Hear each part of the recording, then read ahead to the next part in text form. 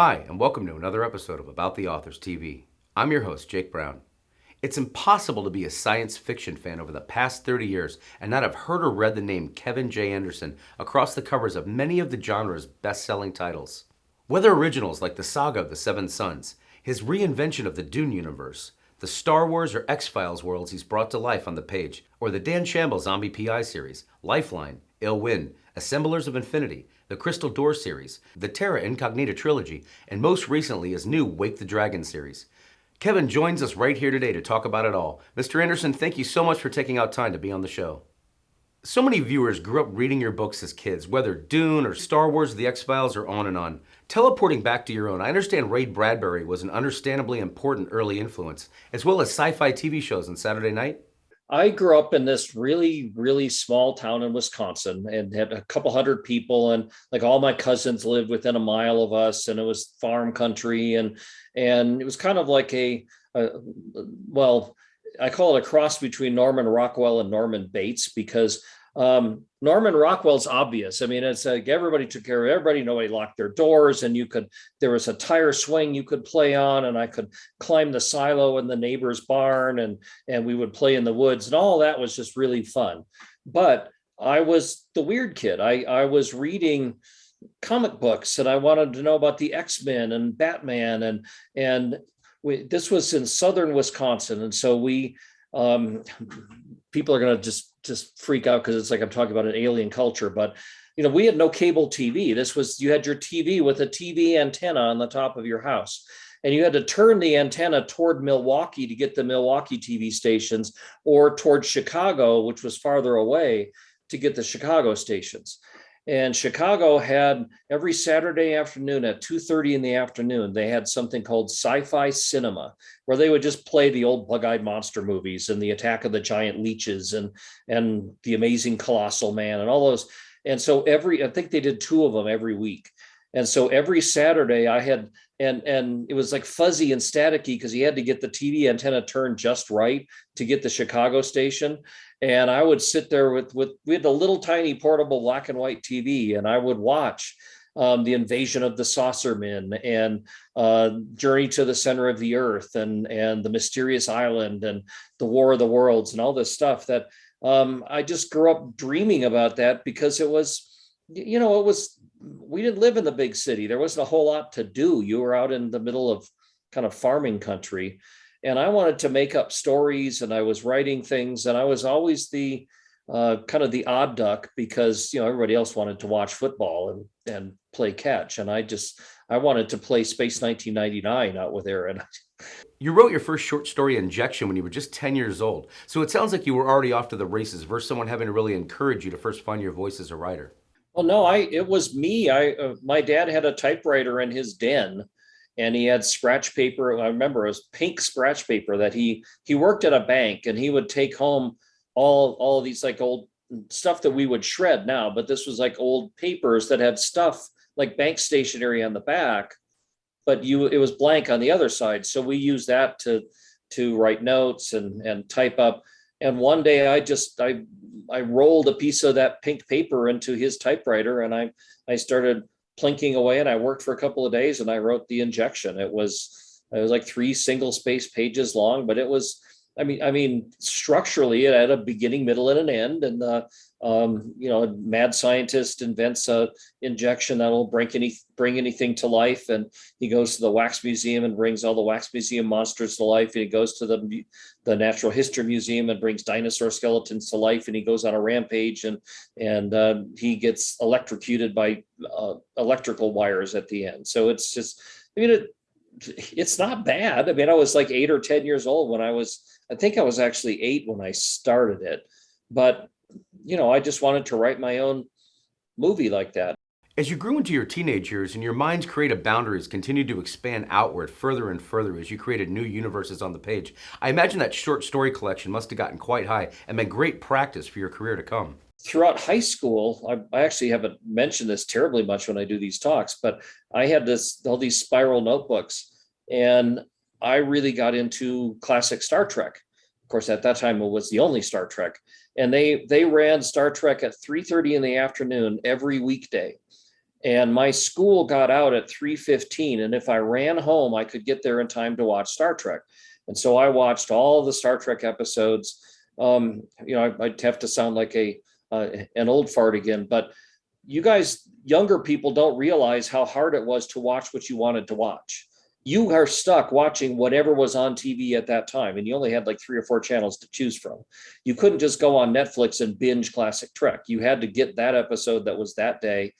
But anyway, throughout high school, I like filled up 3 or 4 spiral notebooks, handwritten, like 1 or 2 pages of my own Star Trek episodes. I wrote one after another after another.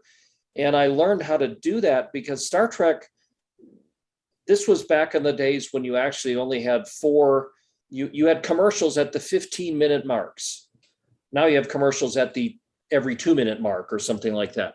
But so Star Trek was structured as a 4-act. There was like the teaser at the beginning where the monster attacks or whatever.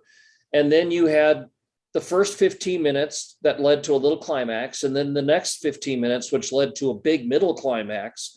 And then you had another 15 minutes. And then the last 15 minutes, at the end of which there was some tag of a joke of Dr. McCoy and Mr. Spock. And I wrote probably 50 of those, one after another. And they were all structured like that. And it really taught me how to build a story around that kind of a structure.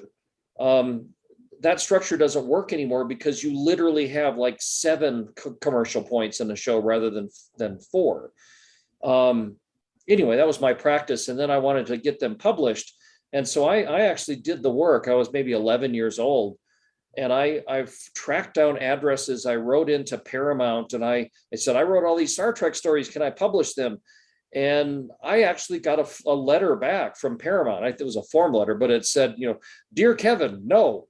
And so I turned around and took all of those Star Trek stories, and then I made up my own thing. It's like the last survivors of Earth on a kind of like a Battlestar Galactica colony ship, and they were going to all these different solar systems looking for a place to settle. And I just did that setup, and I retooled all of my Star Trek episodes to fit into that setup. And so I was telling stories for a very long time. Teachers are so often, as we discover on this show, the unsung heroes of truly encouraging authors early on in their creative evolution. Who are a few of yours? Well, I had a couple of English teachers, and there was a history teacher that really thought it was kind of, oh, neat, Kevin's writing a story.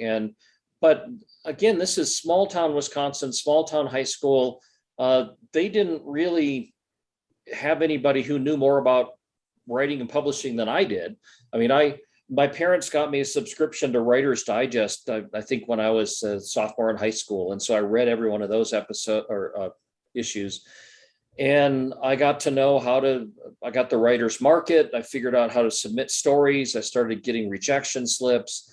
And eventually I started getting a few things published. And, it was never a doubt in my mind that this was the course that I wanted to take. I wanted to write stories. I wanted to make a living as a writer. And my parents my dad was a bank president and my mom was an accountant. So of course we didn't have a creative streak in our family at all. And they encouraged me. They thought it was interesting, but they were very clear that, you'll never make a living at that. Just do it as a hobby and get a real job somewhere. And I really, really was determined that I would make my living through writing. And after I went to University of Wisconsin, they didn't want me to major, in creative writing. They wanted me to major in something practical. So instead I majored in astronomy, which is not very practical either. But I wanted to know how science fiction worked. I wanted to know what galaxies and nebulas and black holes and everything were. Sounds like an appropriate education for the universes you went on to create on the page thereafter. And along the same lines, your first job hired right out of college was perfect research for upcoming books as a technical writer and editor at the top secret Lawrence Livermore National Laboratory. When I got out of college, I had a nice stack of publishing credits. I published short stories in small press magazines, and I published some articles. Aspiring writers don't like to know this, but writing articles are a whole lot easier to sell than writing short stories because every magazine's got to fill up with articles about stuff. So I kind of got tapped into, I'll write an article about generic cat food, and I'll write an article about the discovery of America, and write an article about medieval medicine using herbal remedies. And I published all that stuff. And I got a job interview at the Lawrence Livermore National Laboratory, which is a big nuclear weapons design lab out in the San Francisco area. And I minored in Russian history too, because I just thought it was cool. I was a fantasy reader, and all this stuff about the Tsars and the Cossacks and the Mongols and all this stuff was great story material. And when I did this interview at the Lawrence Livermore Lab, I came in with this stack of publication credits, and I had a degree in physics and astronomy, so I knew what the science was all about. And I had a minor in Russian history, and this was the height of the Cold War when we were butting heads with the Soviets. And they just said, you're our unicorn, you're our ideal candidate, you have all this stuff. And they kind of hired me on the spot, my first job interview, and they gave me an opening salary that was more than my dad was making as a bank president. So to be a tech writer, so that I left that part out. So they needed somebody to write their presentations, their technical reports, their annual things that went to the Department of Energy. And it's not the most exciting job to write about respirators or chemical protective clothing, but damn it, I was making my living as a writer. And that just, I felt like I had, got the Olympic gold. I was getting a paycheck for putting words down on paper, and that's what I wanted to do. And by spending like these scientists would write their papers for journals, and I would spend the days clarifying their prose, cleaning up their grammar, doing all that stuff. And that just taught me how to be a better writer. And also, and this has really changed and become important for me now in the last 10 years, I learned all about book design and cover design and publishing and typography because we produced these documents. I mean, I have a book. I mean, I've got some really insane Kevin J. Anderson fans that want everything I've written. And there is a book that Kevin J. Anderson edited called Chemical Protective Clothing. And I put that together. I designed it. I laid it out. I got the art done. And knowing how to do all that aspects of the publishing process, now I run my own publishing house. It's an indie publisher, but we've got 400 and some titles published and over 100 authors. And because I know how to do that now, because that was my real world job. So I'm, obviously I'm preferring writing Saga of Seven Sons or steampunk novels with Neil Peart or Dune novels with Brian Herbert. But at the time, it was still pretty satisfying, and it was much better than working at McDonald's or something. You met two of your future collaborators here, Rebecca Moesta and Doug Beeson. It sounds like there was a lot of midnight oil being burned, cooking up ideas for future book series. For Doug Beeson, he was a physicist for the Air Force, and he came to work as a guest researcher at the Livermore Lab. But he was also a science fiction writer, and he had published a couple of short stories, and I had published a couple of short stories. And, it's like a small town. And the lab, Livermore Lab, had, I think, 10,000 employees when I was working there. So it was kind of a large, small town. But I had published short stories, so they knew I was the science fiction writer guy. And when he came to work there, somebody told him, "Oh, we've already got a science fiction writer guy there." And we got together and we had dinner. And what you do when you're starting out as a writer, you just go, "Hey, let's write something together." So we plotted a short story, which eventually turned into a short story that we published in Amazing Stories. And then that expanded into a novel that we sold as a 3-book contract to Bantam Books. And so Doug and I have now done, 10 or 11 books together. They're mainly hard science fiction or high-tech thrillers, kind of like Tom Clancy and Michael Crichton stuff. If you don't mind, I'd love to touch briefly for fans on that early period in your catalog with standalones, whether Assemblers of Infinity, Lifeline, The Trinity Paradox, Ill Wind, Ignition, Fallout, or the Craig Crichton series. The list just goes on and on. Ill Wind is one that just keeps going really well. It's sort of our eco-disaster novel where instead of a plague that kills people, it's a plague that eats oil. And so it like breaks down petroleum products and it just spreads like from gas pump to gas pump, almost like an STD.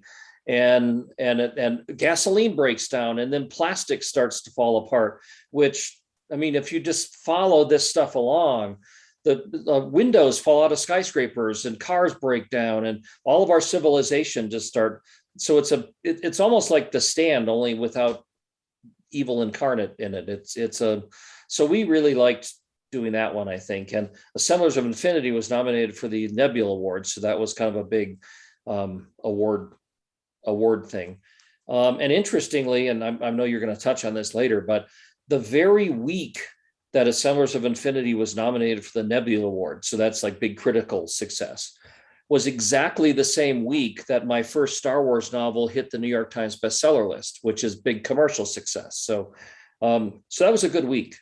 I would think that would be. The now legendary among your fans, the Saga of the Seven Sons series, was another huge early boost in rocketing your career even higher up among the stars of science fiction when it first hit bookshelves. And I was hoping to use it to talk about your completely original approach to universe or galaxy building, as I believe you all call it. That series is, for people to get a handle on it, it's kind of like Game of Thrones with planets. I mean, there is no one main character. It's this army of main characters, and there's a main character. I mean, there's both sides of a war, and there's an alien empire and a human empire, and there's human misfits, and there's kings, and there's lowly, foot soldiers, and I like to tell all of their stories, and all of their stories wind together into this giant tapestry where it's not like, if I'm reading a whole bunch of the Harry Bosch mysteries right now, and that all those books, which I love them, Michael Connelly's a great writer, but all those books are it's Harry Bosch doing this thing from point A to point B. That's the novel. It's him doing a case, and it's almost always in his point of view. But in the Saga of Seven Sons, it's not. It's 34 main characters, and there's all these settings, and you have to develop the government and the culture and the climate, and when you're on all these different planets, they're all different. That's not just Earth. They're all different. It's not just Earth. And then they're the different religions, and there's different different food that they eat, and different clothes that they wear, and enough so that I've even written a book called World Building from Small Towns to Entire Universes, because I sort of have this big guidebook of, we got to know about the history, and you got to know about the climate, you got to know about the science and the education, and there's just so many different things you have to know, and then you keep it all in your head. And so the Saga of Seven Sons was just this huge story when I started building it, and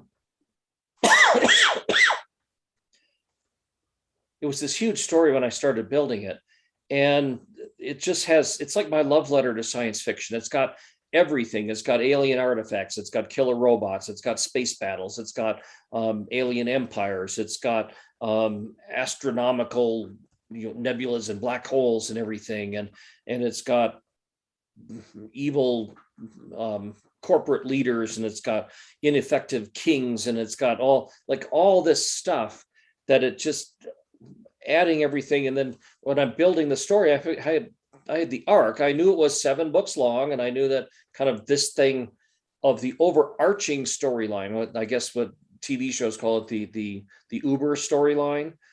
But then when you get into it, to tell that Uber storyline, there's a million other individual storylines that have to move the big storyline one step.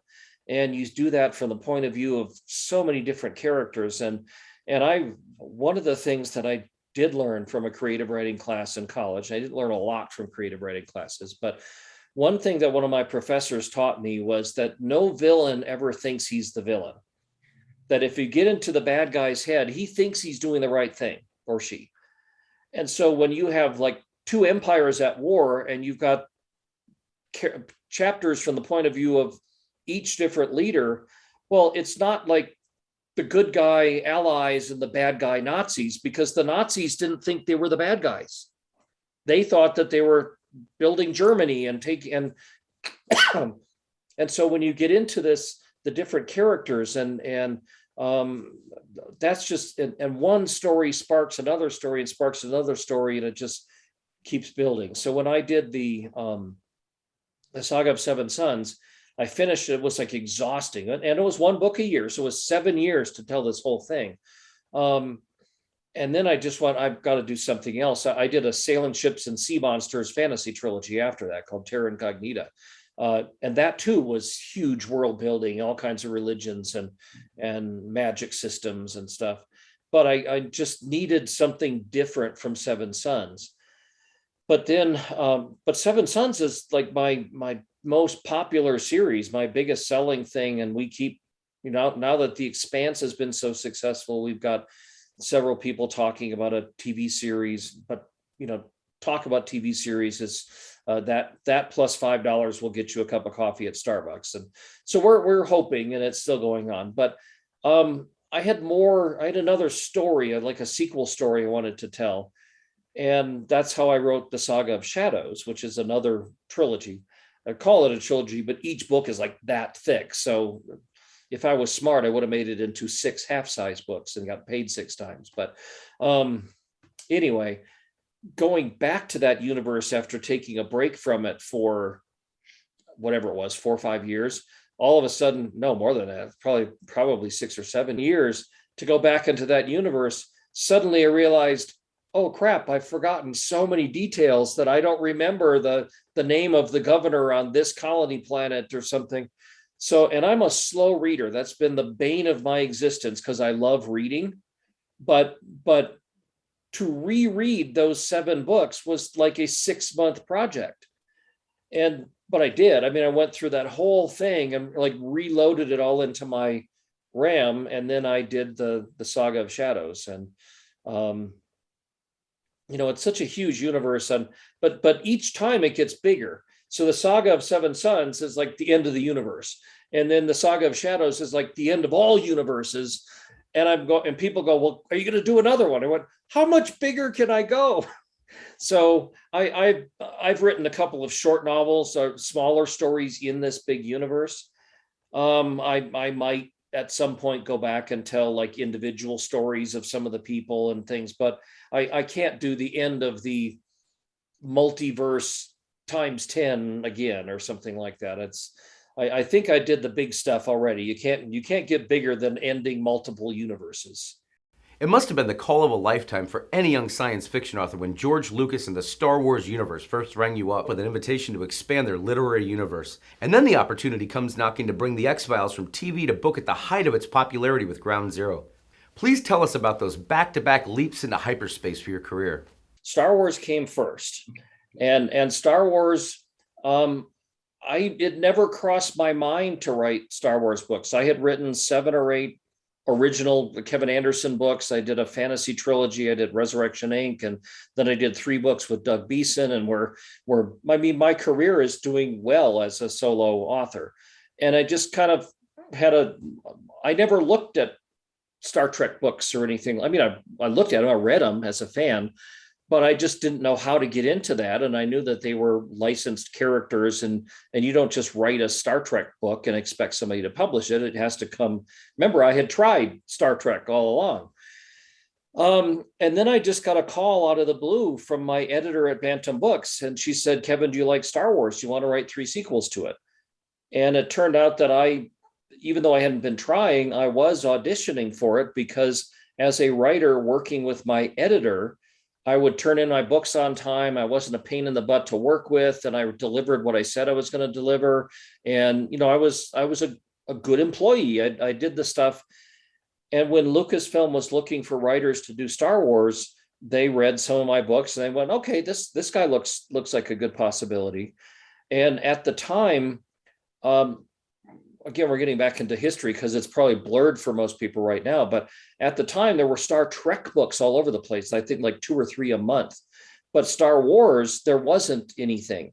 Timothy Zahn had just published the very first new one, Heir to the Empire, which hit #1 on the New York Times list.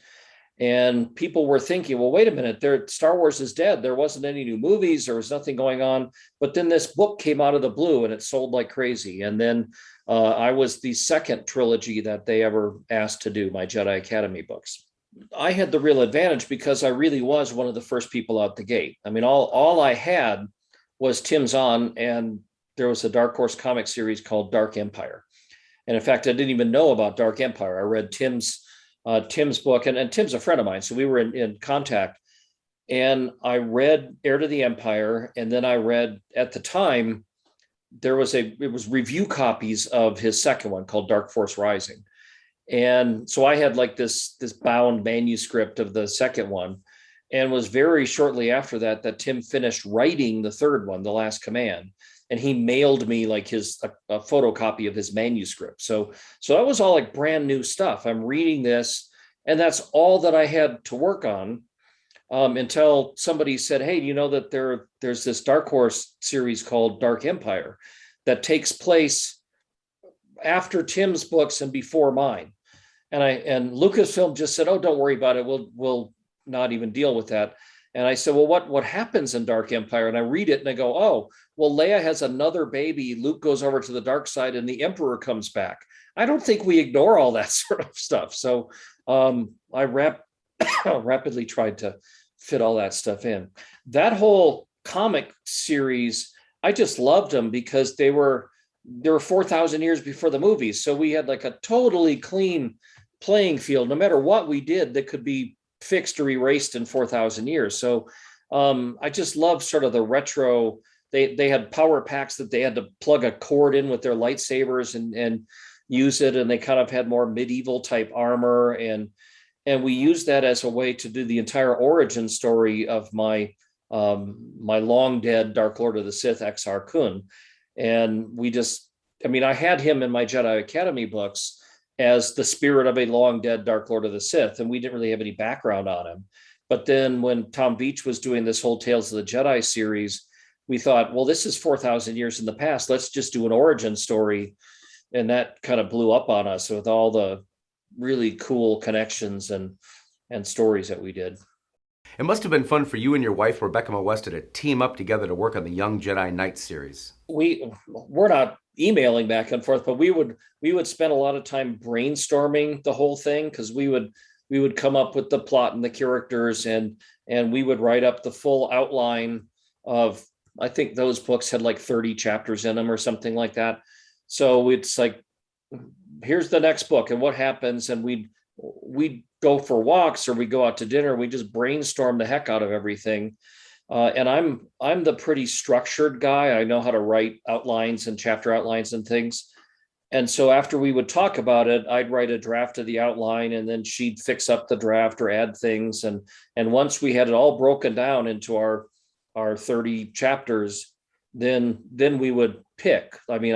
I picked the monster chapters and the space battle chapters and the action chapters, and she picked the touchy-feely chapters and the character chapters and all that stuff. So we like to joke that I'd write the chapter where they kill the monster, and then she would write the chapter where they feel bad about killing the monster.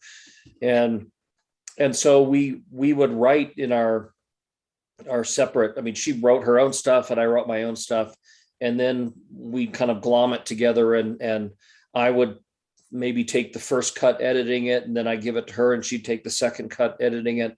But we do something like the Kellermans, that you don't sit there and look over each other's shoulder and like, why did you change that word? And what was wrong with that sentence? And that just asks for problems. So we do it invisibly. I don't do track changes. I just go online and I rewrite everything that I want to rewrite. And then she goes and rewrites everything she wants to rewrite.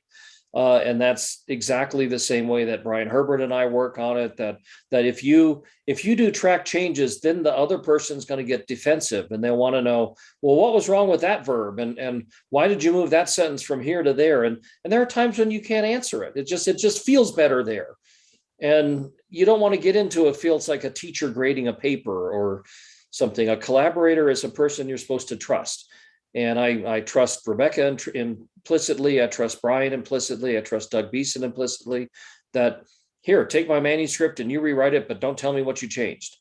If it's a big thing that they'll call and well, Kevin, this plot doesn't work because you forgot about the starship over here. And then we'll work it out. But any rewriting and stuff, we don't ever talk about it. It just happens. So I did the Jedi Academy books, and because of that, I got connected with Tom Veitch and Dark Horse Comics, who were doing the Star Wars comics, and then I wrote a bunch of those.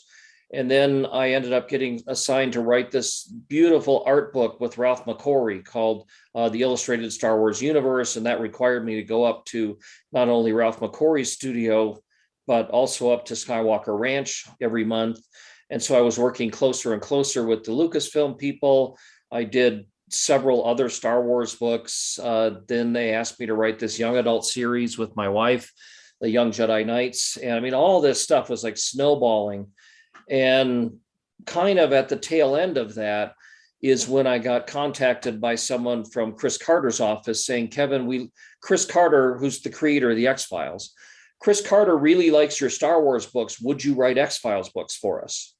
So that's how that came about. That was cool because I'm talking about my physics and astronomy and the hard science fiction and all that stuff, but I grew up on the Twilight Zone and the Night Stalker. And I mean, when I told you about watching this science fiction cinema that I ate up all those movies, they didn't make any differentiation between Invasion of the Saucermen as science fiction and The Wolfman as horror. I mean, they just, anything with monsters in it, they just put it on.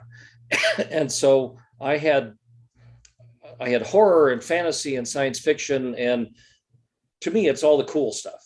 And I can write fantasy and I can write horror and I can write science fiction. And they do actually require different skill sets. It's like cooking Chinese and cooking Italian and cooking Mexican. But I love them all and they're all good things.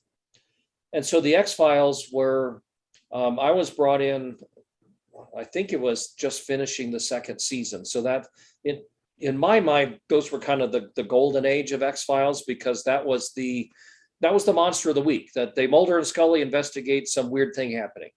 And I could easily do a novel, which is Mulder and Scully investigate this and Mulder and Scully investigate that. And it's a self-contained story. And I could use my skills to build the suspense and to build the creepy atmosphere and all that stuff. And so my first one, Ground Zero, is about atomic bomb ghosts coming back to kill nuclear weapons researchers. The people killed by atomic bombs are coming back. And so all these nuclear weapons researchers are found, like their corpses are radioactive burned husks in the middle of their swimming pool somewhere. And that was really cool because, remember, I was working in this nuclear weapons lab. So I had all this background I could draw from.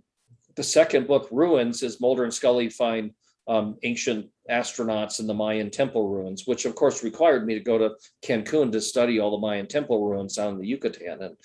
And then Antibodies is a monster story about a medical experiment that goes wrong. And they were each like episode of the week. And I would have liked to write more, but their whole program was, success really took off for the X-Files. And I think they kind of got tangled up on approving things and getting things through. And by the time I finished Antibodies, I was kind of in touch with Brian Herbert. We were starting on Dune stuff, and that was a bit all consuming in and of itself. Ground Zero is my only number one bestseller. So, well, on the London Sunday Times, so number one in a major. I've hit number one on various science fiction lists and stuff, but this is major newspaper number one bestseller. So that's what made me a number one bestseller. So I will always be happy about Ground Zero. You went through another big bang in popularity among science fiction fans when Frank Herbert's son, Brian Herbert, came calling with an invitation to resurrect the legendary Dune series, with Hunters of Dune and Sandworms of Dune, which exploded from there into a whole new era for the series. How did that once-in-a-lifetime opportunity first come to be? Well, so I had already built up a pretty good stack of credits. I mean, I had a dozen New York Times bestsellers. I had awards and award nominations, and I had already been pretty well practiced in working in somebody else's universe. I had done Star Wars and X-Files, and I did some Batman and Superman stuff. And I mean, that's a separate skill to work in somebody else's sandbox. But I was always a huge Dune fan. Dune, I read, I think, when I was 10 or 11 years old, and I loved it. Then I read it again at the end of high school. Then I read it again in college. And each time you get like a completely different experience out of it.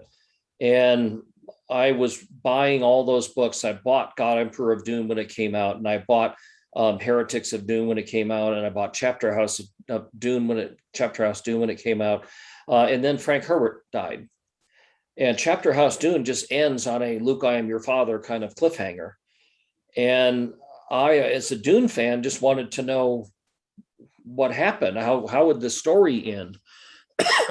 And then it was like 10 years after Frank Herbert passed away that I finally got up the nerve to just write a letter to Brian Herbert. And I said, I'm this huge Dune fan, and I really want to no, Frank Herbert's very last published book was a collaboration with his son, Brian. And Brian had already published a dozen of his own science fiction books. So I was actually writing him more as a fanboy to say, why aren't you finishing this story? I want to read it. And Brian had been thinking about it, and Brian had been thinking about it and just hadn't kind of gotten up to the critical mass of doing it. But I wrote him this letter, and I had never met him, but everybody in science fiction knows everybody. So I kind of got his address and I sent it in. And I did this whole pitch. I said, look, this really needs to be done. The story has to be finished. And are you going to finish it? Or if you're not going to finish it, could we maybe brainstorm and work on it together? And, here's all my credits. And I really think that we should put the end on the story that Frank Herbert intended to. And Brian got my letter and sat on it for like a month. He says that he was doing a security check, asking all my friends about whether I was a halfway decent person to work with or not. And then he just called up kind of a blind phone call and started talking to me. And my wife was in the room, and she says, I've never spoken to him before, ever. And she said, after about 30 seconds, you guys started speaking a different language, that we were finishing each other's sentences, and we were riffing off of these weird connections with The Dragon in the Sea or Eyes of Heisenberg or obscure Frank Herbert books, because I had read all of them. And we immediately figured out that we could work together. And we really wanted to figure out how to tell the last story of Dune, which is Hunters of Dune and Sandworms of Dune. But we didn't just do that one first, because it had been, I forget how many, 10 or 12 years since the last Dune book was published. So we needed a way to get people back into Dune and reading the whole universe. And so we did a prequel trilogy instead: House Atreides, House Harkonnen, and House Carino, which is the generation before Dune. It's young Duke Leto and how he meets Lady Jessica, and how Baron Harkonnen becomes their archenemy, and how the planetologist gets assigned to Dune and all that stuff. And we wrote that trilogy, and it was a huge success. And by that time, we had found Frank Herbert's outline for Dune 7. So he had left it in a safe deposit box in a bank in Seattle. So it was like this faded old dot matrix thing with his, here's how the story's all wrapping up. And then we realized, we've got to set up. See, Frank Herbert did a lot of stuff off screen that he would just like jump from between chapters, like, and after that giant war was over, then we went off to here. And Brian and I kind of like to fill in those blanks, because I want to see the giant war that happened. I want to see how the Honored Matres destroy the planet Arrakis and all that kind of stuff. And so we saw that we needed to set up a bunch of things to build into Hunters of Dune and Sandworms of Dune. So we wrote a whole super prequel trilogy 10,000 years before Dune, called the Butlerian Jihad and the Machine Crusade and the Battle of Corrin. And that just opened up millions of possibilities. That's still the fan favorite. I think that they love that trilogy the most. And then that all set up for us to write the grand finale. And then we've done a bunch of other things. And there's this little minor movie coming out that you might have heard of. And people will be talking about Dune for a while. I can tell it brings you a great measure of pride to help resurrect and reinvent that series for a new generation. What were you proudest of creatively among your original contributions to finishing the series, especially getting to work with and expand upon Frank Herbert's original outline for what would have been that 7th book? Just the fact of writing the end of one of the greatest science fiction series of all time, and we've had lots of fans writing us to say, well, we've read Sandworms of Dune, and you could write a sequel to it and carry the story further. And we've just discussed it a lot. And that's where Frank wanted to end it. So we can write more prequels and stuff and fill in 10,000 years of history, but actually I think it's 16,000 years of history. But I think we wanted to cap at the end of Sandworms where Frank Herbert wanted to end it. These new Dune books became such big hits that you and Brian Herbert just kept expanding, and the universe just exploded with new trilogies and spin-off series like the Prelude to Dune trilogy, the Heroes of Dune, the Caladan trilogy, the Legends of Dune, and the Great Schools of Dune, among others, which comprise almost 20 new books in total, counting the Road to Dune companion book. Please reflect back on this massive creative period in your career. It must have been amazing. Let's see. Well, the Great Schools of Dune was really, we love being able to establish how the Spacing Guild was formed and how the Mentat School and how the Bene Gesserit came close. And of course that the Sisterhood of Dune is kind of forming the springboard for a new TV show that's in development. The other thing though, in that trilogy, we created, well, in the Butlerian Jihad, we created probably our greatest villain ever, is in Erasmus. He's this sadistic, it's a cross between Dr. Mengele and Pinocchio. I mean, he wants to understand humans and he kind of wants to be human, and he'll take apart as many humans as he need to so he can understand them. And so he's this nasty, ruthless, but sort of endearing guy. In the Great Schools of Dune, though, we have another really, really scary guy, and it's Manfred Tyranno. He's this head of the Butlerian fanatics, the anti-technology people that just want to destroy everything. And he is just laser focused on he's right, everybody else is wrong, and he's got his mob of fanatics, and they deny technology, and they'd be the anti-vaxxer movement right now. They'd be the January 6th rioters. They'd be, I mean, this is so creepy. And so to get into he was, I don't want to get into it so bad. I mean, he's maimed because somebody planted a bomb under his speaking stage, so he's lost like the lower half of his body, and there are these two researchers that they're about to give him new legs. They've grown new legs for him, and he kills them because that's not what God would want. And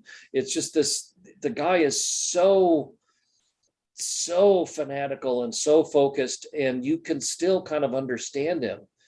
There are so many good scenes. I'm thinking of great ones from House Harkonnen. I'm thinking of great ones from the Machine Crusade. And it's this, Frank Herbert left us this most magnificent universe that there's so much stuff to play in. And I can't pick one. There's just so much in there that we enjoyed writing. And Brian and I have been doing this for well over 20 years, and we still have these great new ideas. In fact, I finished writing my chapters in the Heir of Caladan, and Brian, I think, has like 7 left to go. And then we start this whole process of editing and going back and forth, and that'll take us quite a while. But we're not running out of ideas yet. Another especially bright star in your galaxy of a catalog came along when late legendary Rush drummer Neil Peart first reached out to team up and co-write a series of books that launched with Clockwork Angels and continued with other bestsellers like Clockwork Lives, Drum Beats and Landscapes, among others. I can only assume you consider this a career highlight and sort of a full circle moment of sorts, given you started out as a fan of theirs back in high school. Yeah, you could assume that. Now, in fact, when remember a small town Wisconsin kid? So we didn't have a record store. We didn't have anything. We had the Columbia Record Club. And that was something that, I mean, most of your listeners have got to be young enough that they don't remember this stuff, but you couldn't go into a store and buy an album because the nearest record store was an hour and a half away. And so the Columbia Record Club would send you, it was junk mail. I mean, it'd sign up for their record club and you get 11 albums for $1, and you just have to buy another 5 albums for the next year or something like that.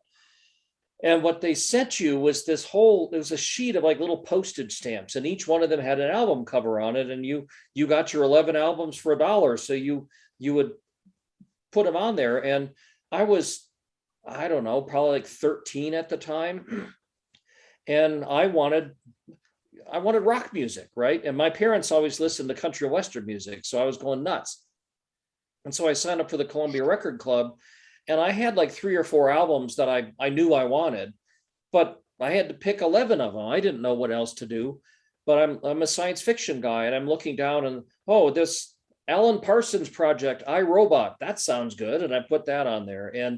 And Rush 2112, oh, that sounds science fiction-y, I'll put that one on there. And uh, I think Rush, A Farewell to Kings was also on there, and I went, oh, I mean, I'd never heard Rush. I didn't know what I was getting into, and so I got those, and all these records come in, and now, and I say records because they were vinyl records that you'd play. And I was at the age where you really want to be rebellious and play the music that your parents hate. And when you start playing Geddy Lee's wailing vocals, that's the music your parents hate. I mean, this is his high-pitched shrieking about this priests of the temples of Syrinx, and it's this whole science fiction dystopia thing. And so I mean, I had that Rush 2112 poster up on my bedroom wall, looking at Neil and Geddy and Alex wearing their white kimonos, and I mean that, and I bought every Rush album since. And right after I had finished college and I had gone off to get my job at the Lawrence Livermore Lab, I was starting to think about my first novel. Again, I've done short stories all the time, but it was time to get around to writing a real serious novel. And I thought I had this really cool idea of sort of this gothic horror science fiction murder mystery about a future where instead of building robots to do all the menial work, that they just jumpstart dead bodies to put a processor in. Well, you've got all the machinery right here, right? So why build a robot when you've got a functional body? So they're like high-tech zombies. And so they jumpstart people to go and dig ditches and handle toxic waste and all that stuff. And my main character, he's dead on page 1. He's found murdered, and then they bring him back unwittingly to be the servant to the guy who killed him, and he starts getting flashbacks. So I'm plotting this novel, and it's all kind of falling together. It's called Resurrection Inc., and I'm working on it. And then Rush came out with a new album called Grace Under Pressure. And I'm listening to Grace Under Pressure, and it's like every song on this album is a chapter in my book. There's The Enemy Within and Distant Early Warning and Red Sector A and all these songs. I'm going, well, that's like it's right out of my book, and that's a scene from my book. And so I used that. I thought, well, then I'm gonna make every scene in this book. So I listened to all these songs, and I made sure that all, like, I covertly slipped in lyrics here and there, and I made the whole story around it. And when it was finally published, I had put in the dedication page that I acknowledged that it was inspired by the Grace Under Pressure album by Rush, and I thanked Geddy Lee and Alex Lifeson and Neil Peart, and I signed a copy for each one of them, and I mailed it off to Mercury Records, and just never expected anything. It's going off into the warehouse where the Ark of the Covenant is kept. And about a year and a half later, I got a letter in my mailbox with a Canadian stamp and the return address from N. Peart. And Neil had written me a fan letter. He had read the book and he loved it, and told me how much he loved it. And he put at the end, P.S. if you'd like to keep corresponding, I'd be happy to do so. And I mean, I had their poster on my wall when I was 13 years old. So that's how our correspondence started. And then we, later on, we wrote a short story together called Drum Beats, kind of a dark fantasy thing, which after Neil's death, we published a special illustrated edition of that you can still order. It's very, very pretty, called Drum Beats. But we had just kept in touch all along, and he stayed at our house. I've been backstage at every concert since the Show of Hands tour, which was, I think, 91 or something like that. And we had always kind of wanted to do something bigger together.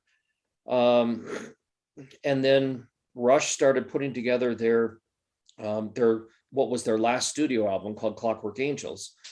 and it has a whole steampunk fantasy story all the way through it. And Neil knew what the story was, or at least big parts of it. And my wife Rebecca and I were having lunch with him at a diner in Santa Monica after he had written several of the songs, and Rush had recorded the first two of them. And he's so pumped about this album, and he loved the album so much and the story. And he said, this is the best thing we've ever done. And it really is. If you haven't heard the Clockwork Angels album, you really need to go and listen to it. And Neil was just full of excitement. He was talking about that this Clockwork Angels is not just going to be an album, it's going to be a Broadway show, and it's going to be a novel, and it's going to be Ice Follies. And I'm Rush fanboy going, this is the coolest thing ever, Ice Follies for Rush. And my wife instead said, but a novel, Neil, who's going to write the novel? And Neil just says, well, Kevin is, of course. And so that's how Neil and I worked together to put all the story that was throughout the lyrics. And then I did my whole world building magic to come up with this whole alchemy and steampunk and airships and lost cities and pirates. And then we did Clockwork Angels. And I loved that book. It was a New York Times bestseller. It was Neil's only New York Times bestseller. And then we followed that up with Clockwork Lives, which I think is even better. It just poured out of us. It was so good. And when Neil read the final draft, he wrote me to say, surely this is your finest work. And that just really got me, because he's my idol. I just loved working with him. And then we had wanted to do a third one. He got inspired while we were writing one of the stories in Clockwork Lives. And we got the idea of, let's take it in this direction and let's have one more big grand finale adventure. And we had talked about it off and on, but I mean, we can talk about it now, but Neil was diagnosed with terminal brain cancer. And so we talked about it during the last years and developed it. So I couldn't even look at it for a year. But I finally got to it last February, and it's Clockwork Destiny, and it's going to come out next April. It's written, I cry every time I read it, and it's possibly one of the best things I've ever done. And his like the Ghost Rider was his. He went through a lot of tragedies in his life, and he worked through them. And he wrote a wonderful memoir called Ghost Rider about how he got through all of that. And it's been very helpful to so many other people. And then and I went through some train wreck stuff with. I lost my son, and I lost my dad, and then I lost Neil, all within a 8-month period. And so that was, I could understand what he was going through. So, it's terrible when you're going through it, but it kind of changes you. And I can write stuff now that I could never have even imagined writing before. You touched on your wildly successful independent publishing house, WordFire Press, a little earlier, and we'd love to get a little more in depth now on the story behind the coup you originally scored, gaining the rights to republish Alan Drury's Advising Consent in its 5 sequels, A Shade of Difference, Capable of Honor, Preserve and Protect, Come Nineveh, Come Tyre, and The Promise of Joy, and how it grew from there to include Mark Coffin's USS Indecisions, along with 4 of Frank Herbert's novels, including High Op, Angels Fall, A Game of Authors, and A Thorn in the Bush, and out-of-print titles like Destination Void, The Heaven Makers, Soul Catcher, The God Makers, Direct Ascent, and A Man of Two Worlds, among other titles. What a catalog. So in about 2010 or so like a decade or so ago, the publishing world kind of went into this huge upheaval, and a whole bunch of publishers went out of business. Borders bookstores went out of business. But Apple, Amazon introduced the Kindle, and people have been talking about ebooks for literally decades, and they just never took off. Nobody wanted them. It's the next big thing, but it was kind of like in the 60s, video telephones were going to be the next big thing. And then in the 70s, video telephones were going to be the next big thing. And then in the 80s, the 90s, and then it just never took off until finally it took off. And we're doing it right now. This is how it took off. But ebooks were also one of those where it'll never happen. They've been talking about it for 30 years and it never happened. But then it finally started to happen, and big publishers didn't know what to do with it. They didn't know how to act with it. And at my point in my career, I had dozens and dozens of Kevin J. Anderson books that were original books that were out of print. You could go to a used bookstore and hope to find one.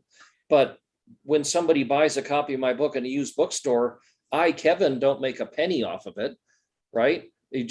And I had a whole bunch of fans now. I had all my Star Wars fans and X-Files fans, and all these people wanted to read Kevin's other books. Well, I had all the rights to these books, and I just needed to figure out how to put up the ebooks. And I got somebody to kind of train me and help me out in that. And we designed our own covers. And remember, so this is a callback to our interview. Remember, at the Lawrence Livermore Lab, I learned all about publishing. I learned how to do book design. I learned how to do cover design and how to interior layout and typography and stuff. And so we started putting up our own ebooks of Resurrection Inc., which had been out of print for 10 years, and my Game Earth trilogy, and the books with Doug Beeson, the Assemblers of Infinity, all these things. And this was kind of early gold rush days. There weren't that many other ebooks out, and Amazon was really pushing everybody, buy a Kindle, buy a Kindle. And the people bought a Kindle and they were looking for books to put on it. And so I kind of hit this at the right time. And you know, in a year, we made as much money from my ebooks as I got paid from them in the first place. Now, it's not all that exciting because I didn't get paid much for them in the first place, but it kind of, hey, this works. And I had all of these author friends that also saw the potential, but they didn't want to learn how to do it. And so I had these author friends. It was this was later Alan Dean Foster, but Jody Lynn Nye and Robert Aspirin and Mike Resnick and all these people wanted their books reprinted. And so we said, all right, well, we'll reprint them and we'll just split 50-50 with you. Now, that's a great, right now, if a big publisher publishes it, you're lucky if you get like 12%. I'm offering 50%. And so all these people gave me their old books that were out of print. And to be fair, I couldn't go to Bantam Books and say, hey, reprint Resurrection Inc. There's just zero interest. Nobody wanted to reprint the old books. And so I did. And then I went to my other authors. And it just so happened that you asked about Alan Drury. So I was Alan Drury's estate. I knew his heirs, his two nephews. And actually, I had helped them with their literary estate through some legal issues and paperwork and stuff, just as a friend and a consultant. I helped them with that. And they were like, why is Advise and Consent is one of the best selling novels of the 20th century. It's like Gone with the Wind and The Catcher in the Rye and To Kill a Mockingbird. It was like 70 weeks on the New York Times bestseller list or something like that. And it was out of print just because the Alan Drury had died and his books had fallen out of print, and his nephews were doing their best, but they weren't publishers and they weren't working on it. And I even took it to my agent. I said, here, Advise and Consent. And he was like, I don't know if anybody's still interested in that or not. And granted, it is a political novel, which may seem like it's dated, but actually it's like Dune. It's more relevant every time you read it. And so the two nephews got a truly ridiculous offer from some university press that said that they would pay him $1,000 for rights to Advise and Consent, and they would pay him like 5% royalties and only do an ebook and not do print. And this is the best you're going to do. And they came to me and I just saw this. I went, this is terrible. And I finally said, you know what, why don't you let me publish it? We'll get a nice edition out and we'll get it out there. And so they gave it to me, and it's consistently one of WordFire Press's best-selling titles. And now it's been 10 years. We've got 400 and some titles, and you know, they're not huge sellers because we don't have a giant conglomerate that's willing to invest in giant marketing expenses, but we do a lot of our own kind of guerrilla marketing stuff, and we have some books that do pretty well and they look really nice. And you know, because of that connection, I'm now running a publishing graduate program at a university in Colorado, which is another thing that I do in my spare time. Obviously, I was such a huge fan of Frank Herbert's, and when our Dune books started coming out, and remember, they're huge bestsellers, and so at the time, Frank Herbert, all of his other books were out of print except for the Dune books. And I mean, I read all these books. They're great books. Hellstrom's Hive and The Dragon in the Sea and The White Plague. I mean, they're all great books. And I couldn't understand why they were out of print. So we really pushed Tor Books, the Dune publisher. We said, look, you really should be reprinting these Frank Herbert classics, Whipping Star and The Eyes of Heisenberg. And so we gave them Frank Herbert's whole catalog of science fiction books. And they said, well, we'll reprint this half of them, but we don't want the other half. And so then Brian Herbert was like, well, now what do we do with the other ones? And I was kind of like the advice and consent. I was a little bit pissed off, and I just said, well, screw it, we'll publish them. And so we've published the other half of Frank Herbert's books, the Destination Void and the Heaven Makers and the God Makers and just a whole bunch of his other titles. But because Brian and I spent so much time digging through all of his papers, we found a bunch of short stories he had written and never published. We found, what was it, four novels that he had written that he never published. Frank was never one to pay attention to the market. He just wrote whatever came into his head, and we think of him as a science fiction writer, but I think he thought of himself as writing a whatever writer.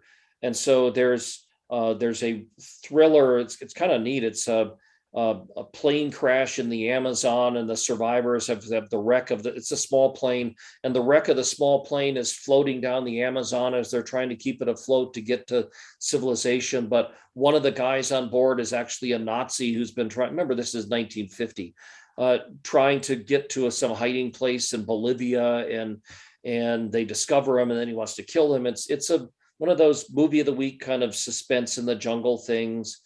And then there's a Game of Authors, which is basically a famous writer has disappeared in Mexico. He's been kidnapped by some like a rebel group, and this other writer's going to Mexico to try to find him. But Frank had written these, but just never found a publisher for him. So he had never found a publisher for them. So he just put them in the file cabinet, and then they were there. So we found them. They were completely finished. They were edited. They were ready to go. And so we published them in WordFire Press. It has a book that's cleverly titled Frank Herbert, 4 Unpublished Novels. And one of them is science fiction called High Op. It's sort of a dystopian science fiction thing. And we're just pleased to do this. And we brought all of his other works back into print.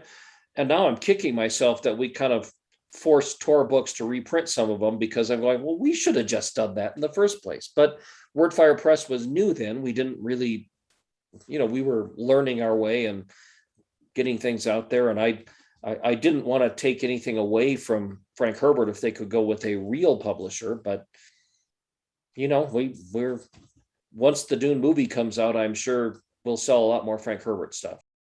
Well, congratulations on that. Please tell your generations of fans about your newest series, Wake the Dragon, which kicked off with Spine of the Dragon, Venge War, and the upcoming Gods and Dragons, and anything else new that's coming up you'd like to tell us about. I just finished proofreading the last book in this trilogy. It's called Gods and Dragons. The first one is called Spine of the Dragon. And after doing the Saga of Shadows, so I had finished this giant space opera, the Expanse kind of thing. And the way I keep myself excited is by doing different things. I mean, I'll do some ridiculously humorous Dan Shambles zombie PI thing, and then I'll do a gritty serial killer vampire thing called Stake, and then I'll do a big science fiction thing. And so I had been building up this big fantasy idea for a long time it's one of those where you can't, how do you say Game of Thrones in one line? I mean, I don't know how you describe it. So this is similar to that, only it's different from Game of Thrones because I'm finished with mine. But Spine of the Dragon is it's 2 races at war, 2 lands at war. There's all kinds of history and culture, and there's if they wake the dragon that's buried at the heart of the world, then it'll destroy the world, but it will be remade in a better way, kind of like the Noah flood thing. But of course, if you're one of the people wiped out when the world is remade, you don't really want them to wake the dragon. And so you've got this war trying to wake the dragon, these people trying to stop them from waking the dragon. There's treachery and it's my cynical thing where it's when you've got a common enemy and you've got two human continents that are at war, they don't fight the common enemy, they just go pick on each other instead. And that's sadly what I see happening when I watch the news. They don't put country before party and things like that. And I don't usually make political comments, but that's this. And my cynical is, if you have this obvious, you've got the villain over here, let's join forces and fight them, then they'll stab each other in the back and try to do that. So it's another one of those with 30 main characters and lots of different lands and monsters and magic and great stuff. And so it's one of my best examples of world building, I think, because the whole history and culture and climate and architecture and clothing and everything is in there, so that it should feel real to you when you're doing it. But I just literally 2 days ago finished proofreading the third book, and man, that's a hell of a grand finale. It's just everything pulls together, and I'm very satisfied with that. And then now I turn to I just finished writing the first draft chapters of The Heir of Caladan, which is the grand finale of the new Dune trilogy. And we've got a bunch of comics that we're working on. I've got a bunch of movie and TV work that I'm working on, and I'm teaching my professor stuff. So I got classes I have to teach, and so it keeps me busy. When you stop and reflect back for a moment, 140 books, including over 50 on US and international bestseller lists, and over 23 million books in print worldwide, including the collaborations on Dune, Star Wars, X-Files, and with Neil Peart, it must make your head spin.